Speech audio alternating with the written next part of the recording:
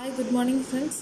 അപ്പോൾ ഇന്നത്തെ ക്ലാസ്സിൽ നമ്മൾ ഡിസ്കസ് ചെയ്യാൻ പോകുന്നത് confirmation of ethane, conformational analysis of ethane ആണ്. സോ ഈത്തൈൻ്റെ സ്ട്രക്ചർ എല്ലാവർക്കും അറിയാമെന്ന് വിചാരിക്കുന്നു. CH3 ആണ് ഈത്തൈൻ്റെ സ്ട്രക്ചർ. പിന്നെ നമ്മൾ ഈത്തൈൻ കൺഫർമേഷൻ ഓഫ് ഈത്തൈൻ്റെ കുറച്ച് ബേസിക് കാര്യങ്ങൾ കഴിഞ്ഞ ക്ലാസ്സിൽ പഠിച്ചിട്ടുണ്ട്. ഒരു CH3 കോമ്പൗണ്ടിൽ CC സിംഗിൾ ബോണ്ട് റൊട്ടേഷൻ ആണ് ഉണ്ടാവുന്നത്. ഇങ്ങനെയുള്ള single bond rotation, CC single bond rotation. അപ്പോൾ ഇങ്ങനെയുള്ള CH3യിൽ ഞാൻ CH3 അതിൻ്റെ സ്കെൽട്ടൺ ഫോർമുലയിൽ എഴുതുകയാണ്. CH3. സോ ഇവിടെ CC ബോണ്ട് റൊട്ടേഷനാണ് ആക്ച്വലി നമുക്ക് ഡിഫറെൻ്റ് ആയിട്ടുള്ള സ്പേഷ്യൽ അറേഞ്ച്മെൻറ്റ്സ് തരുന്നത്. And that is called conformational analysis. ഈ CC ബോണ്ട് റൊട്ടേറ്റ് ചെയ്യാൻ പറ്റും നമുക്ക്. അപ്പോൾ നമുക്ക് ഇൻഫിനിറ്റ് ആയിട്ടുള്ള സ്പേഷ്യൽ അറേഞ്ച്മെൻറ്റ് പോസിബിൾ ആണ്. അതിന് 2 എക്സ്ട്രീംസ് ആണ് നമ്മൾ മെയിനായിട്ട് കൺസിഡർ ചെയ്യുന്നത്. എന്തൊക്കെയായിരുന്നു 2 extremes? Eclipsed conformation and staggered conformation. ഇതാണ് 2 എക്സ്ട്രീംസ്. ഇതൊക്കെ നമുക്കറിയാം. Then the conformation in between eclipsed and സ്റ്റാഗേർഡിന് നമ്മൾ സ്ക്യൂ ഫോം എന്ന് പഠിച്ചു. Skew form. ദെൻ നമ്മൾ എപ്പോഴും ഈ ഒരു പ്രൊജക്ഷൻ റെപ്രസെൻറ്റ് ചെയ്യുന്നത്, ഈ ഒരു കൺഫർമേഷൻ റെപ്രസെൻറ്റ് ചെയ്യുന്നത് ന്യൂമാനിലാണ്. ബെറ്റർ ആയിട്ട് ഇത് പഠിക്കാൻ പറ്റുന്നത് ന്യൂമാൻ പ്രൊജക്ഷനിലാണ്. സോ നമ്മൾ ന്യൂമാനിലാണിത് കംപ്ലീറ്റ് റെപ്രസെൻറ്റ് ചെയ്യാൻ പോകുന്നത്. സോ അതിനുവേണ്ടി നമ്മൾ ന്യൂമാൻ കൺസിഡർ ചെയ്യുകയാണ്. ഞാൻ പറഞ്ഞു 2 എക്സ്ട്രീംസ് ആണുള്ളത്, അല്ല എക്ലിപ്സ്ഡും സ്റ്റാഗേർഡും. അപ്പോൾ അത് മെയിനായിട്ട് ഏതൊക്കെയാണെന്ന് നോക്കാം. നമ്മൾ ആദ്യം സർക്കിൾ വരയ്ക്കുക. വരച്ചതിന് ശേഷം ഇപ്പം ഞാനിവിടെ ഒരു ഡോട്ട് കാണിച്ചിട്ടുണ്ട്, 3 ബോണ്ട് കാണിച്ചിട്ടുണ്ട്. സോ നമുക്കിതാണ് ഈ ഒരു കോമ്പൗണ്ടിനാണ് നമ്മൾ ന്യൂമാനിലോട്ട് കൺവേർട്ട് ചെയ്യുന്നത്. സോ ഈ ഡോട്ടിന് നമ്മൾ കൺസിഡർ ചെയ്യുകയാണ്. This dot represent front carbon. Then ആ ഫ്രണ്ട് കാർബണിലുള്ള 3 ഹൈഡ്രജൻ. ഇതാണ് ഫ്രണ്ട് കാർബൺ എങ്കിൽ 3 ഹൈഡ്രജൻ. സപ്പോസ് ഇതാണ് ഫ്രണ്ട് കാർബൺ എങ്കിൽ 3 ഹൈഡ്രജൻ. ദെൻ നമ്മുടെ ഈ ഒരു പുറകിൽ കിടക്കുന്നത് സർക്കിളാണ്. അപ്പോൾ ഈ സർക്കിളിനെ നമ്മൾ എക്സ്ട്രീമായിട്ട് കംപ്ലീറ്റ് ആയിട്ട് കൺസിഡർ ചെയ്യുന്നത് ബാക്ക് കാർബൺ. ക്ലിയർ ആയില്ലേ? ഇതാണ് ഫ്രണ്ട് കാർബൺ. അപ്പോൾ നമ്മുടെ ഇതാണ് ഫ്രണ്ട് കാർബൺ എങ്കിൽ ഇതാണ് ബാക്ക് കാർബൺ. അപ്പോൾ നമ്മളത് എങ്ങനെയാണ് കൺസിഡർ ചെയ്യുന്നത്? സർക്കിളായിട്ടാണ് കൺസിഡർ ചെയ്യുന്നത്. അപ്പോൾ അവിടെയും ഹൈഡ്രജൻ ഉണ്ട്, ഹൈഡ്രജൻ്റെ ബോണ്ട് അവിടെയും ഉണ്ട്. And then angle projection. ഇവിടെ എത്രയാണ് ആംഗിൾ പ്രൊജക്ഷൻ വരുന്നതെന്ന് ശ്രദ്ധിക്കുക. CH ബോണ്ട് തമ്മിലുള്ള ആംഗിൾ പ്രൊജക്ഷൻ എന്ന് പറയുന്നത് 120 ഡിഗ്രിയാണ് ആംഗിൾ പ്രൊജക്ഷൻ, അല്ലെങ്കിൽ ഡൈഹിഡ്രൽ ആംഗിൾ. ഇത് ഇതാണ് എക്ലിപ്സ്ഡ് കൺഫർമേഷൻ നമ്മൾ പഠിച്ചിട്ടുണ്ട്. Eclipsed conformation, this is called eclipsed conformation. Then നമ്മൾ എങ്ങനെയാണ് സ്റ്റാഗേർഡിലോട്ട് വരക്കുന്നത്? സ്റ്റാഗേർഡ് വരക്കുമ്പോൾ സെയിം പ്രൊസീജിയർ തന്നെയാണ്. സർക്കിൾ വരക്കുന്നു, ഡോട്ടാണ് ഫ്രണ്ട് കാർബണെ റെപ്രസെൻറ്റ് ചെയ്യുന്നത്. All hydrogens are here. Then staggered ആയതുകൊണ്ട് മാക്സിമം ഡിസ്റ്റൻസിൽ വരക്കുന്നു എന്നുള്ള ഡിഫറൻസ് മാത്രമേ ഉള്ളൂ. ഈ CH3യിൽ മാക്സിമം ഡിസ്റ്റൻസിൽ വരക്കുന്നതേ ഉള്ളൂ. ഇവിടെയും നമുക്ക് ആംഗിൾ ഉണ്ട്, ഡൈഹിഡ്രൽ ആംഗിൾ ഉണ്ട്. സോ ആക്ച്വലി ഡൈഹിഡ്രൽ ആംഗിൾ എന്ന് പറയുന്നത് ഈ 2 ബോണ്ടുകൾ തമ്മിലുള്ള ആംഗിളാണ് കേട്ടോ. അപ്പോൾ ഇവിടെ മെൻഷൻ ചെയ്ത ആംഗിൾ എന്ന് പറയുന്നത് 2 CH ബോണ്ട് തമ്മിലുള്ള ആംഗിളാണ്. 2 CH ബോണ്ട് തമ്മിലുള്ള ആംഗിളാണ്. 2 CH ബോണ്ട് തമ്മിലുള്ള ആംഗിളാണ് 120. ഡൈഹിഡ്രൽ ആംഗിൾ എന്ന് പറയുന്നത് ഈ ഫ്രണ്ടിലും ബാക്കിലുള്ള CH ബോണ്ട് തമ്മിലുള്ള ആംഗിളാണ് ഡൈഹിഡ്രൽ ആംഗിൾ. അപ്പോൾ അതൊന്ന് ജസ്റ്റ് ഓർത്ത് വെക്കുക. ദെൻ ഈ 2 എക്സ്ട്രീമാണെന്ന് പറഞ്ഞല്ലോ, 2 എക്സ്ട്രീംസ് ആണ് നമ്മൾ കൺസിഡർ ചെയ്യുന്നത്. ഏതൊക്കെയാണ് എക്സ്ട്രീംസ്? Eclipsed and staggered. അപ്പോൾ ഈ ഒരു രണ്ടിനും ഇടയിൽ, അതായത് energy barrier between these 2 stages is 12 kJ/mol. Value ഓർത്ത് വെക്കുക, 12 kJ ആണ്. അതായത് ഒരു എക്ലിപ്സ്ഡിൽ നിന്ന് ഒരു സ്റ്റാഗേർഡ് ആവണമെങ്കിൽ 12 kJ/mol എനർജി ആവശ്യമാണ്. അപ്പോൾ അത് ഓർത്ത് വെക്കുക. അപ്പോൾ ഏത് ഫോമാണ് മോർ സ്റ്റേബിൾ എന്ന് പറയുന്നത്? എക്ലിപ്സ്ഡ് ആണോ സ്റ്റാഗേർഡ് ആണോ നമുക്കറിയാലോ. So this is staggered. Staggered ആണ് എപ്പോഴും മോർ സ്റ്റേബിൾ. എന്തുകൊണ്ടാണ് സ്റ്റാഗേർഡ് മോർ സ്റ്റേബിൾ ആവുന്നത്?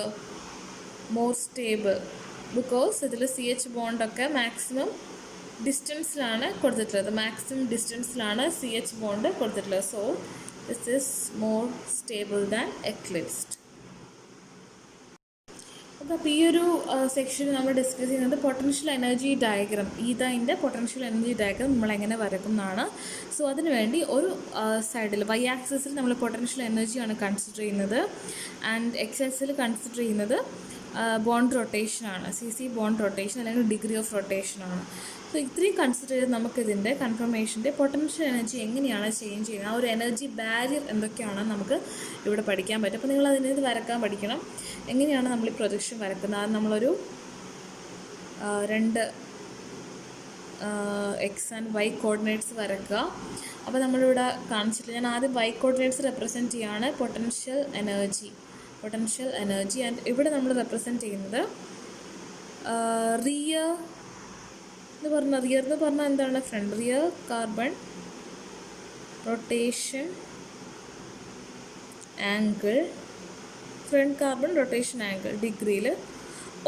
പിന്നെ അത് നമുക്ക് കിട്ടുന്നില്ലെങ്കിൽ നമുക്ക് ഇങ്ങനെ പഠിച്ചാലും മതി.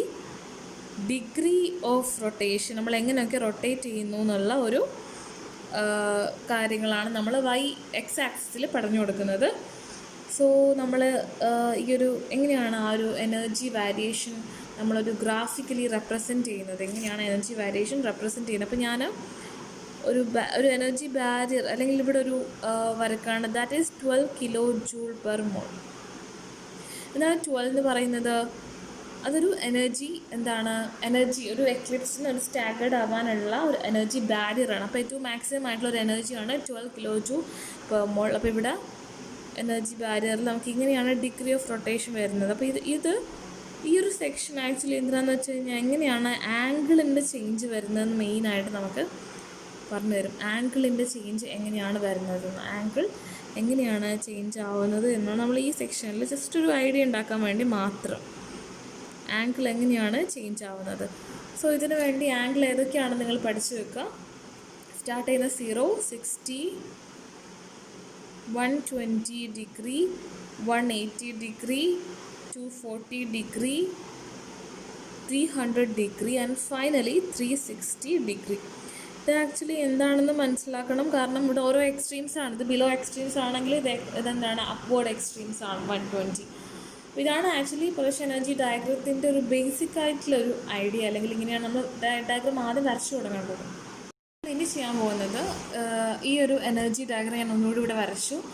പൊട്ടൻഷ്യൽ എനർജി ഡയഗ്രാം വരച്ചിട്ട് നമ്മൾ എന്ത് ചെയ്യണം, ന്യൂമാൻ്റെ ആ ഒരു കോൺസെപ്റ്റ് ഇവിടെ അപ്ലൈ ചെയ്യുകയാണ്. അതായത് കൺഫർമേഷൻ ഓഫ് ന്യൂമാൻ എങ്ങനെയാണ് ചേഞ്ച് ആവുന്നത്, ഓരോ ബോണ്ട് ആംഗിൾ ചേഞ്ച് ആകുമ്പം എങ്ങനെയാണ് കൺഫർമേഷൻസ് ചേഞ്ച് ആവുന്നത്. നമ്മൾ പറഞ്ഞല്ലോ CC ബോണ്ട് റൊട്ടേറ്റ് ചെയ്യുമ്പം ഇൻഫിനിറ്റ് ആയിട്ടുള്ള സ്പേഷ്യൽ അറേഞ്ച്മെൻറ്റ് കിട്ടാനുള്ള പോസിബിലിറ്റി ഉണ്ട്. സോ ഇവിടെ നമുക്ക് കുറേ ഇൻഫിനിറ്റ് ആയിട്ട് കിട്ടിക്കൊണ്ടിരിക്കും. അപ്പോൾ നമ്മൾ അതിൽ കുറച്ച് ഒരു സ്റ്റേജ് കഴിഞ്ഞാൽ പിന്നെ സിമിലർ ആയിരിക്കും. സോ എങ്ങനെയാണ് CC bond rotation, different bond ആംഗിളിൽ CC ബോണ്ട് റൊട്ടേഷന് കറസ്പോണ്ടിങ് ആയിട്ട് എങ്ങനെയൊക്കെയാണ് നമുക്ക് ന്യൂമാൻ പ്രൊജക്ഷൻസ് കിട്ടുന്നത്, ഈത്തൈൻ്റെ ന്യൂമാൻ പ്രൊജക്ഷൻസ് കിട്ടുന്നതെന്നാണ് പറയുന്നത്. സോ ഇതിന് വേണ്ടി നിങ്ങൾ ആദ്യം ഒരു ഗ്രാഫ് വരയ്ക്കുക, നമ്മൾ നേരത്തെ പറഞ്ഞ അതേപോലെ. പക്ഷേ നമ്മളിവിടെ മിഡിലാണ് ഇത് വരക്കേണ്ടത്, വേവ്സ് കാണിക്കേണ്ടത്. വൈ ആക്സിസിൽ പൊട്ടൻഷ്യൽ എനർജി, എക്സ് ആക്സിസിൽ നമ്മൾ കാണിക്കുന്നത് ഡിഗ്രി ഓഫ് റൊട്ടേഷൻ, 0 to അത് തന്നെ കാണിക്കുക. എന്നിട്ട് ഞാനിവിടെ കുറച്ചൊരു ന്യൂമാൻ്റെ ഒരു ഔട്ട്ലൈൻ വരച്ച് വെച്ചിട്ടുണ്ട്. അതുകൊണ്ടാണ് നമുക്ക് സിമ്പിളായിട്ട് പഠിക്കാൻ വേണ്ടി. അപ്പോൾ നിങ്ങൾ ഓരോ എക്സ്ട്രീംസും, ഓരോ അപ്വേർഡും ലോവേർഡ് എക്സ്ട്രീംസിലും ഓരോ ന്യൂമാൻ ആദ്യം വരച്ച് വെക്കുക. ഇത് പഠിക്കാനുള്ള വഴിയാണ്. ഇവിടെ ഒരു ന്യൂമാൻ, ഇവിടെ ഒരു ന്യൂമാൻ. അപ്പോൾ നമുക്ക് ഈ ഒരു പോർഷൻസ് ചേഞ്ച് ആവില്ല. ഫ്രണ്ട് കാർബൺ എപ്പോഴും അങ്ങനെ തന്നെ കിടക്കും, ബാക്കാണ് ആക്ച്വലി ചേഞ്ച് ആവുന്നത്. സോ നമ്മൾ എന്ത് ചെയ്യാം, ഈ ഒരു പോർഷൻസ് അങ്ങനെ തന്നെ ഇവിടെ വരച്ച് വെക്കുക. ദെൻ നമുക്ക് ഇങ്ങനത്തെ ഒരു കോൺഫിഗറേഷൻ കിട്ടും.